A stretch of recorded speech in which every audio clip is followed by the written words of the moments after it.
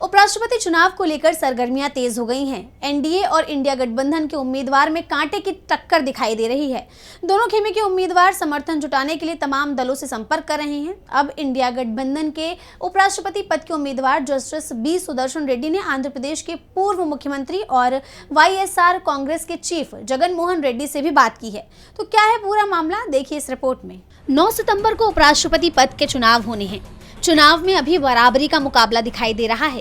अंतिम समय पर एनडीए और विपक्ष के उम्मीदवार समर्थन जुटाने के लिए कोई कसर नहीं छोड़ रहे।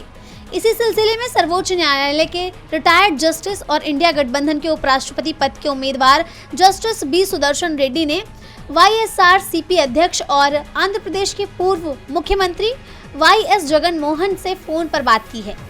इस दौरान उन्होंने आगामी उपराष्ट्रपति चुनाव में समर्थन मांगा। हालांकि जगन पहले ही एनडीए के उम्मीदवार राधाकृष्णन के समर्थन का ऐलान कर चुके हैं, लेकिन कहा जा रहा है कि वाईएसआरसीपी के अधिकांश सांसद सुदर्शन रेड्डी के समर्थन का दबाव बना रहे हैं। जगन ने भी जस्टिस सुदर्शन रेड्डी के प्रति व्यक्तिगत सम्मान जताते हुए कहा कि उनके न्यायिक सेवाओं और संविधान की रक्षा में योगदान को देश हमेशा याद रखेगा।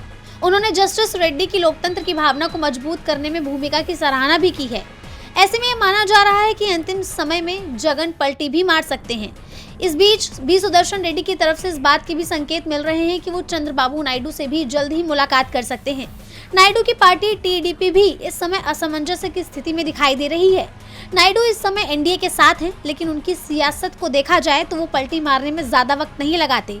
ऐसे में उपराष्ट्रपति चुनाव का मुकाबला बेहद दिलचस्प होता दिखाई दे रहा है।